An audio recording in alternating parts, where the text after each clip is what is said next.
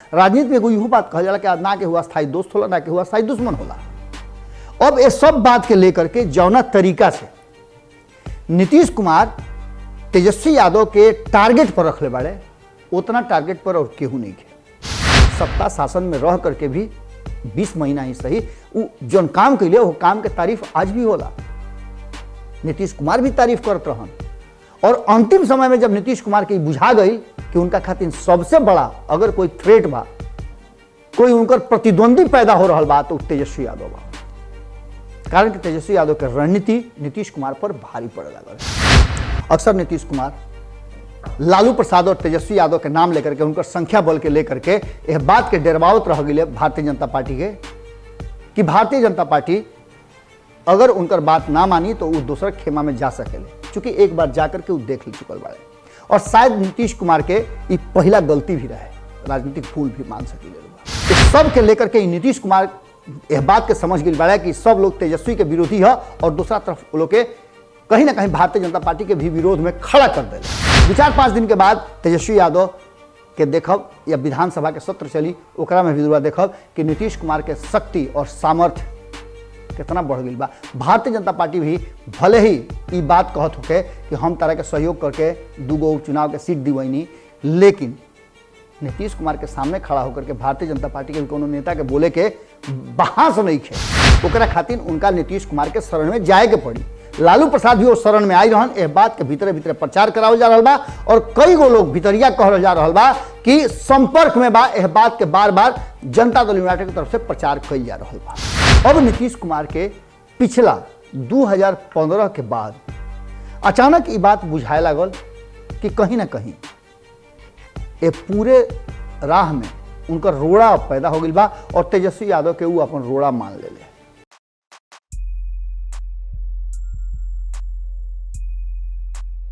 कतनो बरियार होके साजिश बेनकाब हो जाई, कतनो बरियार होके साजिश बेनकाब हो जाई।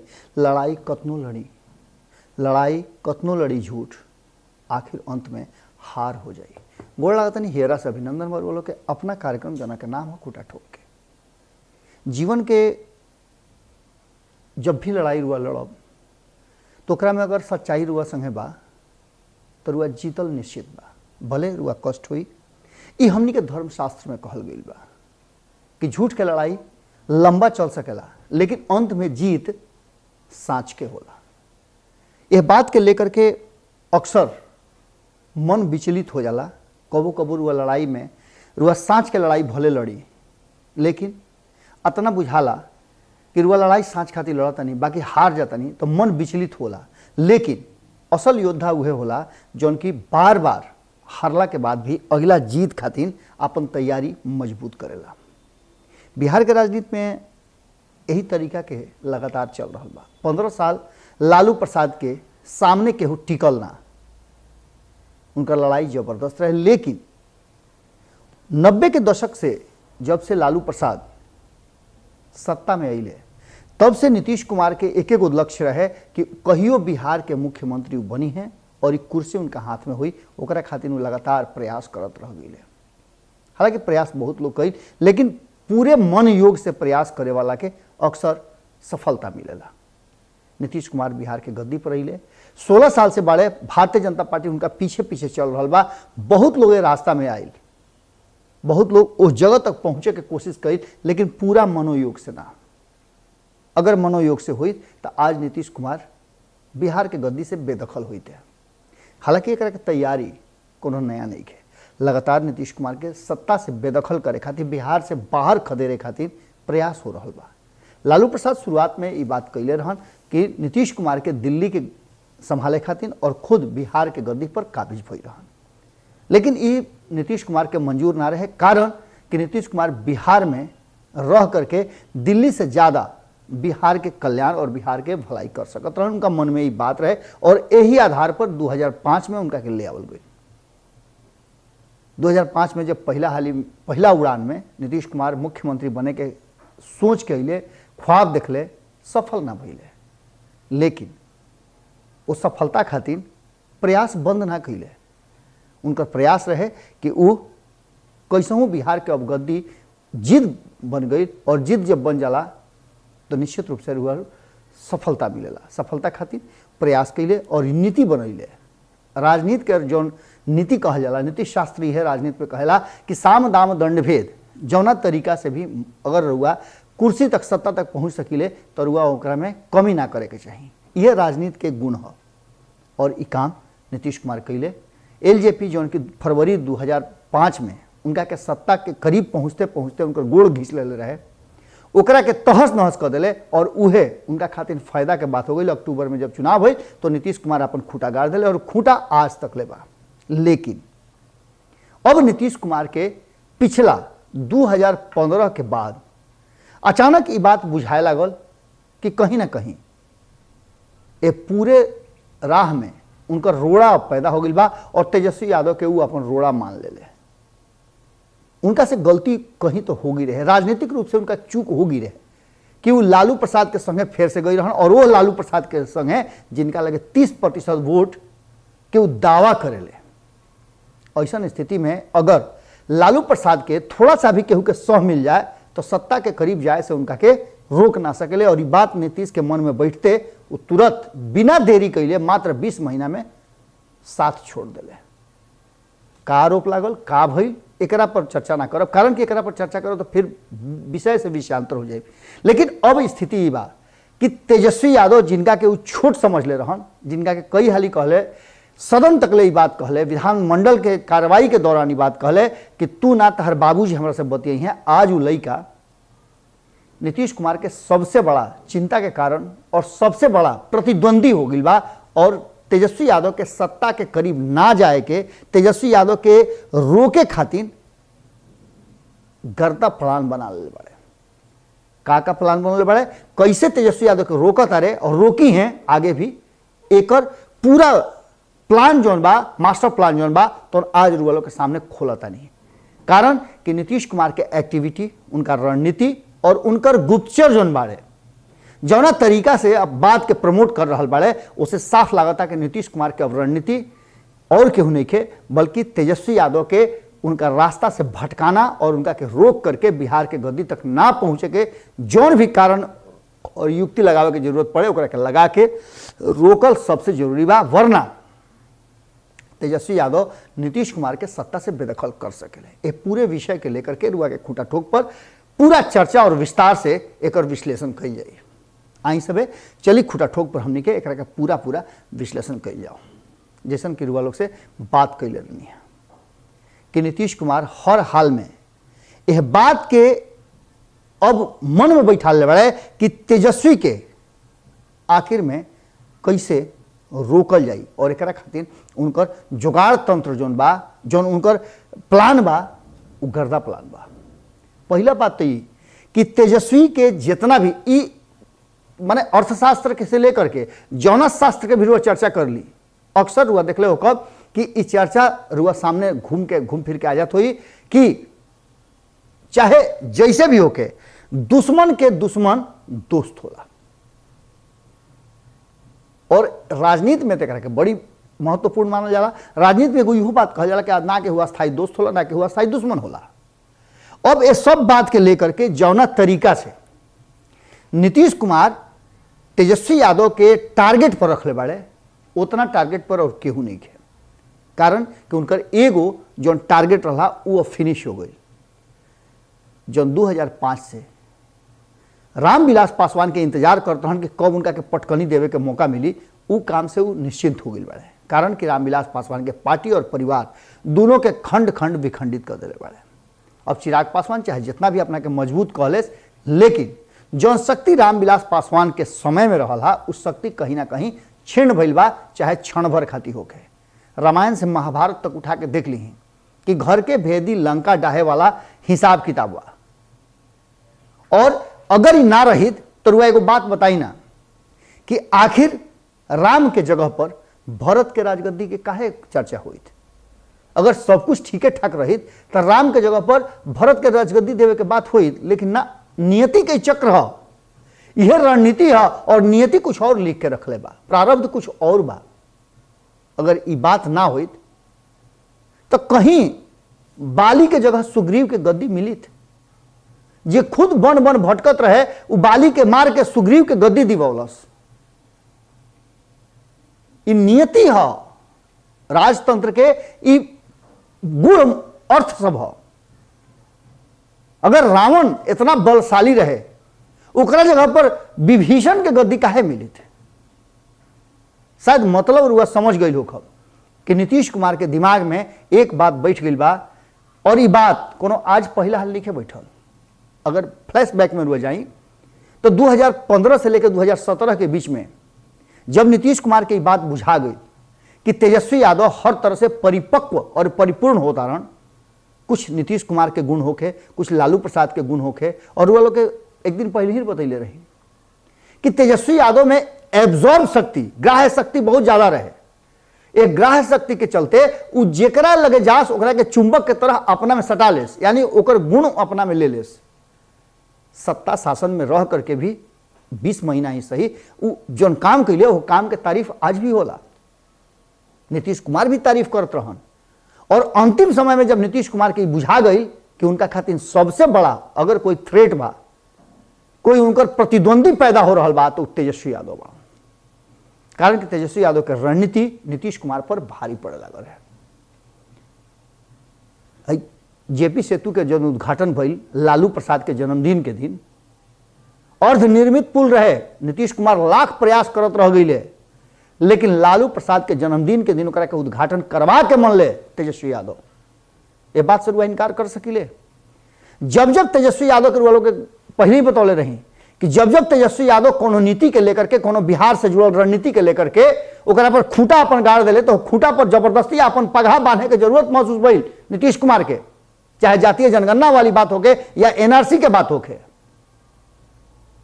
अब ऐसा परिस्थिति में नीतीश कुमार ये बात समझ गई रहन 2016-17 में भी, और यह कारण रहे कि नीतीश कुमार अपना के अलग कर ले। अलग कैले तो उनका दिमाग में एगो बात रहे कि अगर तेजस्वी यादव के बात अलग करे के बाद अगर लालू प्रसाद मान लेता रहे, तो ऐसा स्थिति में तेज प्रताप यादव के गद्दी पर बैठाल जा सकेला। और शायद यह बात के चर्चा और यह बात के भनक नीतीश कुमार के लाग गई रहे कि ऐसा संभव हो सकेला।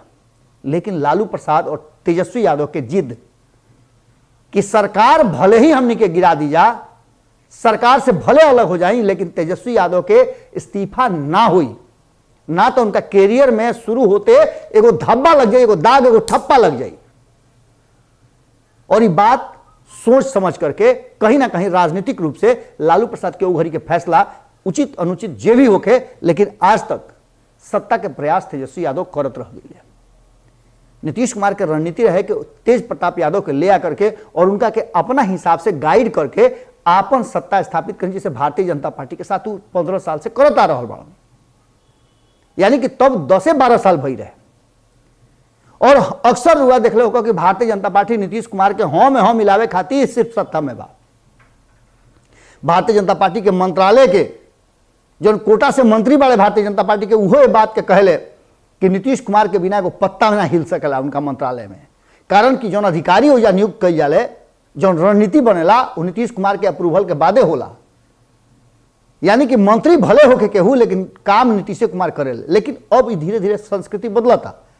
तेजस्वी यादव ही करके बदले के कोशिश कर दिले रहन और अपना हिसाब से अधिकारी को सेलेक्ट कर करके, चूंकि उप मुख्यमंत्री रहन। और अंतिम समय में देखले हो जब अंतिम मीटिंग भई रहे कैबिनेट के, जौना के बाद नीतीश कुमार फैसला ले ले कि उनका अब महागठबंधन के साथ ना बल्कि सरकार से इस्तीफा दे देवे के बाद और अलग अगला कदम उठावे के बाद। वो मीटिंग में चूंकि उप मुख्यमंत्री रहन तेजस्वी यादव और वो शामिल रहन, लेकिन दोनों के बीच में एगो शब्द बातचीत ना भइल, दोनों एक दूसरा की तरफ देखले तक ना। तेजस्वी यादव कोशिश भी कैले कि बात संभर जाओ। कांग्रेस वो घड़ी भी नीतीश कुमार के साथ खड़ा रहे, और ये बात प्लस पॉइंट में जा रहा बड़ुए नीतीश कुमार खातिर। अक्सर नीतीश कुमार लालू प्रसाद और तेजस्वी यादव के नाम लेकर के, उनकर संख्या बल के लेकर के यह बात के डरवावत रह गई भारतीय जनता पार्टी के कि भारतीय जनता पार्टी अगर उनकर बात ना मानी तो वो दूसरा खेमा में जा सकेले, चूंकि एक बार जाकर के वो देख ले चुकल बाड़े। और शायद नीतीश कुमार के ये पहला गलती भी रहे, राजनीतिक भूल भी मान सकीले रुआ। खैर यह बात पर चर्चा ना करो, चर्चा है बात पर करब कि तेजस्वी यादव के गद्दी पर बैठावे खातिर जितना इच्छा चाहत और प्रयास लालू प्रसाद कर रहे, बीमार लालू प्रसाद उपचुनाव में, जबकि 2 सीट से ना सत्ता बन सकत रहे, ना बिगड़ सकत रहे, ना नीतीश कुमार के सत्ता से बेदखल की जा सकत रहे, फिर भी आकर के तेजस्वी यादव के बात मान करके उनका साथे चुनाव प्रचार कैले। यानी कि उनकर हार्दिक इच्छा बा कि वो अपना जियते जिंदगी तेजस्वी यादव के बिहार के गद्दी पर बैठा देस।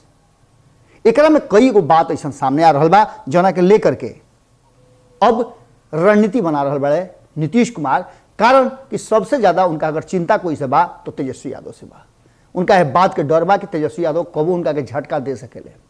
ये चलते तेजस्वी यादव के जितना दुश्मन बाड़े, जितना विरोधी बाड़े, राजनीतिक रूप से ओह लोग के अपना खेमा में ले आवत रहे। सबसे पहला काम कि तेजस्वी यादव रुआ एकरा के ऐसे समझ सकिले कि जब नीतीश कुमार 2017 में एनडीए में गईले तौना घड़ी के एनडीए के हिस्सा रहे, और के अब जब नीतीश कुमार सत्ता में बाड़े तो केकरा केकरा के वापसी करा ले। ये नीतीश कुमार के रणनीति है, एकरा औसा ही रुआ मत बुझ ले। नीतीश कुमार जैसे ही एनडीए में गईले वैसे ही सबसे पहला सीट खाली करवले हु जीतन राम मांझी के। कारण वह जीतन राम मांझी रहन जिनका के सत्ता से बाहर करके, कुर्सी से उतार करके नीतीश कुमार महागठबंधन में रह करके और ये अपन काम कैले रह, फिर से मुख्यमंत्री बना रहा। एकरा बाद जीतन राम मांझी का अलग करवैले। एकरा बाद कुछ समय के बाद उपेंद्र कुशवाहा जौन कि नीतीश कुमार के प्रबल विरोधी रहन, उनका एनडीए से बाहर होके के पड़ल। ऐसा स्थिति पैदा कर दिले जौन से उनका बाहर होके के पड़ल। कारण कि नीतीश कुमार पर लगातार आरोप लगावत रहन कि नीतीश कुमार केंद्रीय मंत्रिमंडल के फैसला के विरुद्ध उनका के जमीन मुहैया नहीं कराव जौन से कि केंद्रीय विद्यालय खोलल जा सके। एकरा अलावे और भी बहुत सारा भितरिया बात रहे जौना के लेकर के नीतीश कुमार के एनडीए में रहते हुए उपेंद्र कुशवाहा के वैल्यू कम हो गई रहे, वो बाहर हो गई। मुकेश सहनी के भी हुए हाल भाई। मुकेश सहनी 2015 में रुआ देखले हो कब कि प्रचारू भारतीय जनता पार्टी खातिर कैले रहे, हेलीकॉप्टर से घूमत रहन, लेकिन अचानक उनका भी एनडीए के छोड़ करके महागठबंधन की तरफ आवे के पड़ल और जहाज में नीतीश कुमार से अलग होके खातिर उनका फैसला लेवे के पड़ल। जब तेजस्वी यादव से जहाज में उनका मुलाकात हुई और फैसला कर ले रातों रात कि उनका महागठबंधन के साथ आवे के बाद साथ में लोकसभा के चुनाव लड़ल हो। लेकिन लोकसभा चुनाव में जब मकसद सिद्ध हो गई नीतीश कुमार के, वो मकसद में उनका जरूरत महसूस भई रहे, वो हटा तो वो घड़ी भी सकत रहन, वो घड़ी भी ये बात के शर्त रख सकत रहन कि अगर बिहार में सत्ता चाहिए तो तहरा रामविलास पासवान के अलग करे के पड़ी। लेकिन वो घड़ी उनका रणनीति के हिस्सा ना रहे। कारण कि उनका 2019 के चुनाव में यूज करे के रहे कोनो ना कोनो तरीका से रामविलास पासवान के पावर के, और यूज कैले अपने 17-17-6 के फॉर्मूला तय करवा करके रामविलास पासवान के मोहरा बना ले। रामविलास पासवान के राज्यसभा से भेज करके उस सीट खाली करा करके और कहीं ना कहीं पशुपति कुमार पारस के उस सीट दिवा करके ये बात के प्लानिंग कर ले रहा कि पशुपति कुमार पारस के जब चाह तो पेंडुलम की तरह उनका देने झुक जी, और तरजुई के जन रहे उन्हें झुक गई। नीतीश के पसंगा सही मिलल वो सही पशुपति कुमार पारस रामविलास पासवान के मृत्यु के बाद तुरंत चिराग पासवान से अलग होकर के नीतीश कुमार के खेमा में चल गई। अब नीतीश कुमार के शक्ति रुआ देख ली कि भारतीय जनता पार्टी खातिर बेसी हो गई बा। एक तरफ जहां भारतीय जनता पार्टी पशुपति कुमार पारस के मंत्रिमंडल में शामिल करे खातिर मजबूर भइल, वो जे दूसरा तरफ नीतीश कुमार के रणनीति है कि आज उपेंद्र कुशवाहा उनका पीछे पीछे चले खातिर मजबूर बाड़े। जीतन राम मांझी उहे बोली हैं जो सुगा के पढ़ई हैं। दूसर का तरफ मुकेश सहनी भी भारतीय जनता पार्टी के साथ रह करके भी नीतीश कुमार के साथ ज्यादा लॉयल बाड़े। इस सब के लेकर के नीतीश कुमार यह बात के समझ गई बाड़े कि सब लोग तेजस्वी के विरोधी है, और दूसरा तरफ वो लोग के कहीं ना कहीं भारतीय जनता पार्टी के भी विरोध में खड़ा कर दिले। अब एक में सबसे बड़ा उपाय जो बा वो नीतीश कुमार बात के खूब बढ़िया से जानता है कि तेजस्वी यादव हर हाल में जब नाक से ऊपर पानी जब तक ले ना हुई, जब तक ले राष्ट्रीय जनता दल और तेजस्वी यादव ना समझ जाइए कि अब उनका जीवन में कभी भी सत्ता सुख ना मिल सकेला, तब कहीं हो सकेला कि सब भुला उला करके व्यक्तिगत स्वार्थ खातिर भविष्य के राजनीति ना देखते हुए भारतीय जनता पार्टी के साथ कदम से कदम मिला के चल सकेले।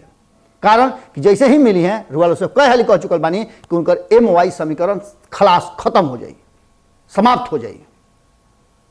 कारण कि मुस्लिम समाज कभी भी भारतीय जनता पार्टी के साथ जाए वाला तेजस्वी यादव के साथ ना खड़ा हुई। और ये बात नीतीश कुमार खूब बढ़िया से जानते हैं। यह कारण बा कि नीतीश कुमार योजना बना चुकल बड़े कि तेजस्वी यादव के सत्ता से कैसे, कुर्सी से कैसे दूर रखे के बा। एकरा में सबसे बड़ा भूमिका कांग्रेस निभा रहा बा और कांग्रेस यह बात के इंतजार कर रहा बा कि उस समय कब आई जब नीतीश कुमार चुनाव के घोषणा करस या फिर भारतीय जनता पार्टी के पटकनी देवे के घोषणा करस। दोसर का एक पीछे के इतिहास देखब तो एक पीछे के इतिहास में भी जो 5 राज्य में चुनाव हो रहा बा ओकरा पहले भारतीय जनता पार्टी के एक खाली फिर से अपन औकात नीतीश कुमार जरूर बताई हैं। 2 सीट के उपचुनाव जीतला के बाद नीतीश कुमार के जो मनोबल बा हाई हो गई बा। संगे संगे एगो सबसे महत्वपूर्ण बात बा वो ई बा कि नीतीश कुमार प्लानिंग बना करके बार बार घोषणा करवा रहा बड़े, बार बार ये बात उसका रहा बड़े कि राष्ट्रीय जनता दल में अब तेजस्वी यादव में अब आगे लालू प्रसाद के खत्म भइला के बाद, लालू प्रसाद के राजनीतिक रूप से समाप्त भइला के बाद अब इमादा नहीं खे कि उस सत्ता में पहुंचा सके और विधायक लोग के आज न तक काल सत्ता चाहिए। ये बात के भरोसा दिवावे के कोशिश कर रहा बड़े कि उ लोग के आरजेडी में रहते हुए सत्ता सुख कभी ना मिली। ओकरा खातिर उनका नीतीश कुमार के शरण में जाए के पड़ी। लालू प्रसाद भी वो शरण में आई रहन। यह बात के भीतरे भीतरे प्रचार करावल जा रहा बा और कई गो लोग भितरिया कहल जा रहा बा कि संपर्क में बा। यह बात के बार बार जनता दल यूनाइटेड की तरफ से प्रचार कई जा रहा बा। एकरा में सहभागिता कांग्रेस के भी बा। कांग्रेस के अगर 10 गो 12 गो विधायक के अपना पाला में नीतीश कुमार कॉलेज तो उससे फायदा नीतीश कुमार के नहीं खे। अगर 19 के 19 आज तक का दिक्कत बा। ये सब के लेकर के आंकड़ा में अब नीतीश कुमार सबसे बरियार हो गई बड़े, यानी कि 74 और 75 सीट वाले जो भारतीय जनता पार्टी और तेजस्वी यादव के पार्टी आरजेडी बा ओकरा से बेसी सीट अब नीतीश कुमार के पाला में हो गई बा। नीतीश कुमार के आपन 43 गो तो बढ़ले बा, 3 गो के अलग से वो अपना खेमा में शामिल करिए तो 46 गो हो गई और 46 के बाद कांग्रेस के 19 गो जोड़ ली और कांग्रेस के खाली काहे जोड़ब। अगर कांग्रेस के जोड़ लेनी तो वाम दल के भी जोड़ ली 16 गो और वाम दल के जब जोड़ लेनी तो AIMIM के भी 5 गो जोड़ ली। ये सब मिलाकर के 90 से ऊपर 93 गो सीट होते हुए ये 93 गो सीट के लेकर के कहीं ना कहीं नीतीश कुमार अब यह बात के एहसास करावे के कोशिश कर रहा बड़न कि हम तहरा 74 और 75 वाला लोग तहरा से बेसी बानी। एक खाली जो बिगुल फूकब तो मामला खलास हो जाए, मामला खत्म हो जाए। यानी कि यह बात के दिखावे कोशिश कर रहा बड़ा कि हमारा लगे तो मात्र 27 से 28 गो सीट कम बा और ये 27-28 कहां से पूरा हुई। यह बात के भी सोचे वाला बात बा। जहां एक तरफ राष्ट्रीय जनता दल बार बार बात कर रहा बा कि जदयू के लोग हमारा संपर्क में बा, लेकिन रुआ देख रहा बानी कि भारतीय जनता पार्टी के जो परम प्रिय मित्र रहन जीतन राम मांझी 2019 में, माफ करब 2014 में, वो अब मित्रता उनका फिर से नीतीश कुमार के हो गई बा तो 5 सीट वो लेके चल गई बाड़े, 4 सीट। मुकेश सहनी जो उनकी भारतीय जनता पार्टी के 7-11 गो सीट पर चुनाव लड़ रहन, 4 सीट उनको लगे बा और वो नीतीश कुमार के प्रति ज्यादा नजदीक बावन। यानी कि मुख्यमंत्री नीतीश कुमार बावन तो केकरा संगे नहीं है और भारतीय जनता पार्टी भी यह बात के समझ रहा बा। इस सब में रुआ याद हुई कि ये खाली फिर से नीतीश कुमार तेज प्रताप यादव वाला एपिसोड के तनी उस कावे के फेराम पड़ल बाड़े। तेज प्रताप के साथे गलती हो रहा बा। तेज प्रताप बड़ भाई रहे, उनका हई मिलल चाहत रहे, हऊ मिलल चाहत रहे और बार बार जब चुनाव होला तो तेज प्रताप यादव के भाव भंगिमा और एक्टिविटी में रुआ परिवर्तन देखत होगा। एकरा पीछे का रणनीति रुआ समझ ली। रुआ लोग के याद करो निहा हम कि अयोध्या में का भई रहे जब राम के राजगद्दी देवे के बात आइल तो मामला कहाँ पहुंचे रहे कि भरत के दिहल गई और भरत के दे करके राम के वनवास दिहल गई रहे। रुआ यह बात के श्रीलंका वाला बात रुआ लोग के याद हुई कि लंका में का भई रहे, रावण के हटा करके विभीषण के सत्ता दिहल गई रहे। ऐसा इतिहास के पन्ना भरल बा और नीतीश कुमार वो रास्ता पर बड़ी तेजी से आगे बढ़ रहा बा। आज नीतीश कुमार के 43 को सीट मत बूझी, नीतीश कुमार के खेमा में 90 से ऊपर 94-95 को सीट बूझी। कारण कि यह दोनों जना के छोड़ करके, यानी कि एक तरफ जहां लालू प्रसाद के पार्टी वो ये दूसरे तरफ भारतीय जनता पार्टी, ये दोनों भले ही 1 नंबर और 2 नंबर के पार्टी हो गए लेकिन 3 नंबर के नीतीश कुमार ऐसा रणनीति बना दिले बड़े जौना से तेजस्वी यादव के कुर्सी तक ना पहुंचे के मौका मिले और तेजस्वी यादव के कैसे कुर्सी तक जाए से रोक लेस एकरा खातिर गर्दा प्लान बना ले बड़े और भितरिया प्लान पूरी तरह से एग्जीक्यूट हो रहा। 2-4-5 दिन के बाद तेजस्वी यादव के देखब या विधानसभा के सत्र चली ओकरा में भी देखब कि नीतीश कुमार के शक्ति और सामर्थ्य कितना बढ़ गई बा। भारतीय जनता पार्टी भी भले ही ये बात कहत होके कि हम तरह के सहयोग करके 2 गो उपचुनाव के सीट दिवैनी, लेकिन नीतीश कुमार के सामने खड़ा होकर के भारतीय जनता पार्टी के भी कोनो नेता के बोले के बहास नहीं खे। यानी कि शक्ति संचय में नीतीश कुमार बहुत आगे निकल गए बड़े और यह बात के उस समझ चुकल बड़े कि हर हाल में भारतीय जनता पार्टी के मजबूरी बा नीतीश कुमार के बात माने खातिर यदि सत्ता में ओकरा रहे के बात हो। कारण कि आरजेडी के साथ उस सत्ता में जा ना सकेला, क्या है कि आरजेडी का संगे आ ना सकेला। आरजेडी आई तो पहले बतानी है कि सब कुछ समाप्त हो जाएगी। अब ऐसा स्थिति में धीरे धीरे नीतीश कुमार एक बार फिर से अपन शक्ति संचय करके बिहार में सबसे मजबूत बन गई बड़े और एकरा के हिलावे खातिर विशेष युक्ति लगावे के पड़ी। अब युक्ति के लगाई, दिल्ली में बैठ करके भारतीय जनता पार्टी रणनीति के पार पाई या फिर नीतीश कुमार के हरावे खातिर तेजस्वी यादव दिल्ली में बैठ करके कोनो बड़ा योजना बना करके पटना लौटी हैं। लौटे खातिर तो लालू प्रसाद भी लौटा रहन, बहुत कुछ वादा कैले रहन, बहुत कुछ कहले रहन कि हम तो सत्ता से बेदखल कर दे, विसर्जन कर दे, लेकिन परिणाम ढाक के 3 पात वाला हो गई। अब आवे वाला समय में जे भी तेजस्वी यादव के समर्थक बा उनका तकलीफ तो जरूरे हुई, लेकिन एगो बात कहल गई बा कि निंदक नियरे राखिए आंगन कुटी छवाए। इशारा बहुत बा, इशारा काफ़ी बा। यानी कि नीतीश कुमार के शक्ति के सामने अभी ना भारतीय जनता पार्टी और ना तेजस्वी यादव पूरी तरह से परिपक्व और तैयार बाड़े। कारण कि दोनों नदी के 2 पार्ट हवे, मिल सकेले ना तो हरावे खातिर बहुत कुछ करे के पड़ी और नीतीश कुमार के हरावे खातिर अभी ये लोग लगे शक्ति नहीं खे, बल्कि नीतीश कुमार ही ऐसा योजना बना दिले बड़े, ऐसा गर्दा उड़ान प्लान बना दिले बड़े कि जौना से तेजस्वी यादव के कुर्सी तक पहुंचे ना दी हैं। और भारतीय जनता पार्टी के हर हाल में 2 नंबर ही रहे के बाद, यानी कि पीछे पीछे ही चले के बाद सत्ता के, तो ओकरा खातिर नीतीश होखस चाहे तेजस्वी होखस। आज के खूटा ठोक में एजे रुआ लोग से विदा ले। कैसन लागल विश्लेषण जरूर बताइब सब कमेंट में। कारण कि देखी रुआ लोग खातिर बड़ी मेहनत करके खोज खाज के ढूंढ ढांट के लोग से बतिया उतिया के पूरा विवरण जो बार लोग तो पहुँचाई ले जब बिहार के राजनीति में होखे वाला छोट बड़ घटना के खूटा ठोक पर अगर रुआ अपना भोजपुरी से, अपना मगही से, अपना मैथिली से, अपना बजिका से, अंगिका से, अपना बिहार से दुलार प्यार बा, हेजा हेरा के करीब बा, तो सब्सक्राइब अपना हित नाता गोतिया पट्टादार संगी सलेहर सबसे करवाई। कारण कि अपना भाषा के और कहाँ मिली ऐसा ठेहा जी गोड़ लागत।